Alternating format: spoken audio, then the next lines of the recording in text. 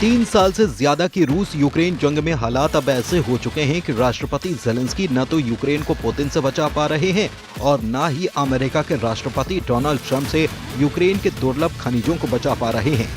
बीते 48 घंटे राष्ट्रपति ट्रंप ने जो संकेत दिए हैं उससे साफ हो चुका है कि अमेरिका यूक्रेन की तबाही पर अब आंखें मूंद चुका है। ट्रंप ने एक तरह से पुतिन की जीत पर मुहर लगाई है और ट्रंप इस वक्त सिर्फ एक मिशन पर काम कर रहे हैं। यूक्रेन युद्ध में लगा अमेरिका का 5 लाख करोड़ रुपए यूक्रेन से वसूला कैसे जाए। हम आपको दिखाने जा रहे हैं कि एक तरफ रूसी सेना ने यूक्रेन पर भीषण हमले शुरू कर दिए हैं, तो वहीं दूसरी तरफ राष्ट्रपति जेलेंस्की के मुताबिक अमेरिका दौरे से पहले ट्रंप ने यूक्रेन की बर्बादी की पूरी डील फाइनल कर ली है। 50% खनिज, 50% यूक्रेन पर कब्जा। क्या वॉशिंगटन भागी जेलेंस्की? यूक्रेनी सेना और राष्ट्रपति जेलेंस्की को जरा भी उम्मीद नहीं थी कि जैसे ही डोनाल्ड ट्रंप अमेरिका के राष्ट्रपति बनेंगे, यूक्रेन के बुरे दिन शुरू हो जाएंगे। जर्मनी के म्यूनिख और फ्रांस के पेरिस में नेटो और यूरोपीय देशों की तमाम मीटिंग में पुतिन से ज्यादा ट्रंप के डबल गेम पर चर्चा होती रही। नेटो और यूरोपीय देश हैरान हैं कि आखिर ट्रंप आंख मूंदकर पुतिन का साथ क्यों दे रहे हैं, जबकि अमेरिका दशकों से यूरोप और नेटो देशों का कट्टर समर्थक और सहयोगी रहा है। यूक्रेन पर होती पुतिन की जीत ने फ्रांस, जर्मनी और ब्रिटेन को बुरी तरह से झकझोर कर रख दिया है। ऐसे में सवाल उठता है कि जब 28 फरवरी को राष्ट्रपति जेलेंस्की वॉशिंगटन में ट्रंप से मुलाकात करेंगे, तो ऐसे वक्त में जेलेंस्की ट्रंप के साथ क्या डील कर सकते हैं, जरा देखिए। एक तरफ रूसी सेना ने यूक्रेन पर भीषण हमले किए हैं, तो वहीं दूसरी तरफ रूस की बोली बोलते हुए अमेरिका ने यूक्रेन के साथ साथ यूरोप और नेटो देशों के होश उड़ा दिए हैं। अब ऐसे लगने लगा है कि यूक्रेन के राष्ट्रपति जेलेंस्की दो तरफा दबाव को झेल नहीं पा रहे हैं और अब मजबूरी में ट्रंप के सामने एक तरह से सरेंडर करने जा रहे हैं। पश्चिमी मीडिया के दावों के मुताबिक राष्ट्रपति जेलेंस्की 28 फरवरी के दिन शुक्रवार को अमेरिका की राजधानी वॉशिंगटन डीसी में राष्ट्रपति ट्रंप के साथ मीटिंग करने जा रहे हैं। दावा किया जा रहा है कि डोनाल्ड ट्रंप की नीति के आगे आखिरकार यूक्रेन के राष्ट्रपति वोलोदिमीर जेलेंस्की ने घुटने टेक दिए हैं। खबरों के मुताबिक यूक्रेन ने अमेरिका के साथ खनिज सौदे यानी कि दुर्लभ खनिजों से जुड़े सौदों पर सहमति जता दी है। इस सौदे की कीमत $500 बिलियन बताई जा रही है, जिसे रूस के साथ युद्ध समाप्त करने की वार्ता से पहले यूक्रेन के द्वारा अमेरिका को अपने पक्ष में लाने के तरीके के रूप में देखा जा रहा है।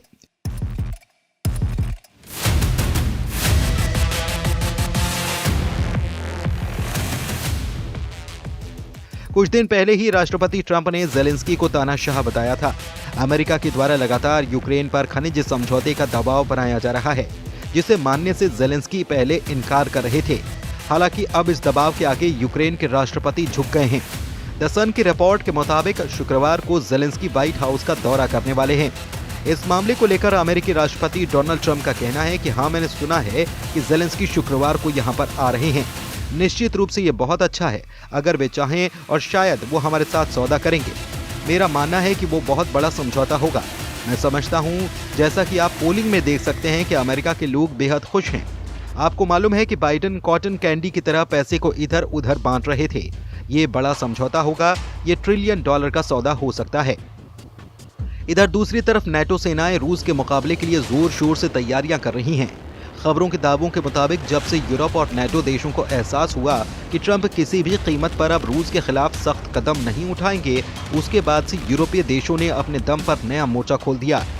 अब सवाल ये उठता है कि अमेरिका के बिना ये नेटो और यूरोपीय देश रूस के खिलाफ क्यों खड़े हुए हैं, जरा इसे भी समझ लीजिए। अमेरिका ने मंगलवार यानी कि 25 फरवरी को संयुक्त राष्ट्र महासभा में यूक्रेनी प्रस्ताव के खिलाफ रूस के समर्थन में वोटिंग की, जिससे कि यूक्रेन के साथ साथ यूरोप के होश फाख्ता हो गए हैं। यूक्रेन ने रूस के साथ युद्ध को 3 साल पूरे होने पर यूएन में एक प्रस्ताव पेश किया था।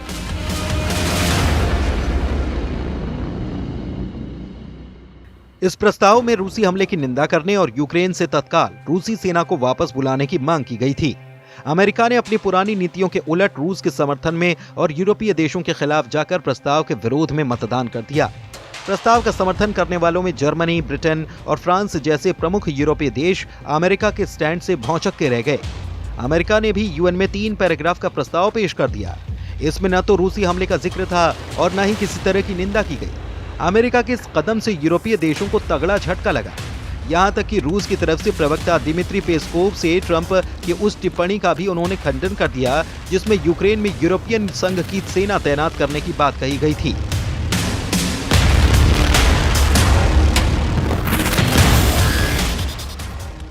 यानी कि पुतिन का रूस जंग के मैदान से लेकर जंग की डील दोनों ही मोर्चों पर भारी पड़ रहा है, जिसे नेटो देश बर्दाश्त नहीं कर पा रहे हैं।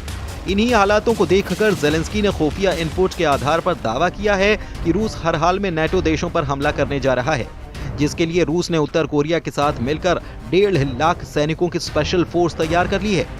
जरा देखिए ज़ेलेंस्की क्या-क्या दावे कर रहे हैं। ब्रिटिश अखबार द गार्जियन पर यूक्रेन के राष्ट्रपति ज़ेलेंस्की ने सनसनीखेज दावा किया। ज़ेलेंस्की ने दावा किया कि रूस अतिरिक्त 1.5 लाख सैनिकों की तैनाती नेटो देशों के बॉर्डर पर करने जा रहा है। यूक्रेनी राष्ट्रपति वोलोदिमिर ज़ेलेंस्की ने दावा किया है कि रूसी सेना तेजी से बढ़ेगी।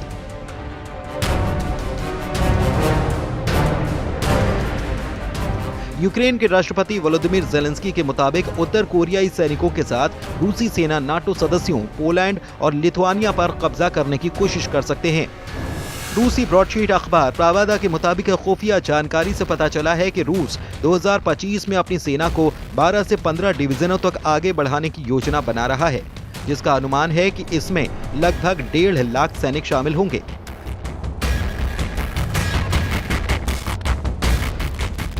ज़ेलेंस्की का साफ कहना है कि रूस की सेना आकार और संख्या में यूक्रेन से दोगुनी है। आज यूक्रेन की सेना अपनी 110 ब्रिगेड के साथ रूस की 220 ब्रिगेड से मुकाबला कर रही है।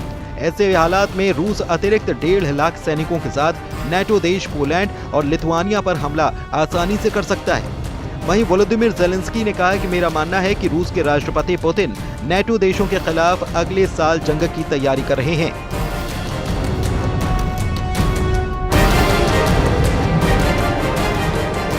लेकिन मुझे नहीं पता। आपको मालूम है कि 100% जानकारी नहीं है। भगवान करे हम पुतिन को रोक सकें। रूस ने रात भर में लगभग 200 ड्रोन से यूक्रेन पर हमले किए। मुख्य रूप से कीव इलाके और पूर्व में पावर सेंटर को निशाना बनाया गया।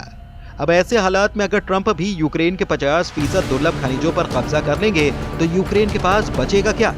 क्योंकि पुतिन तो किसी भी कीमत पर यूक्रेन के कब्जाए इलाके को नहीं छोड़ने वाले।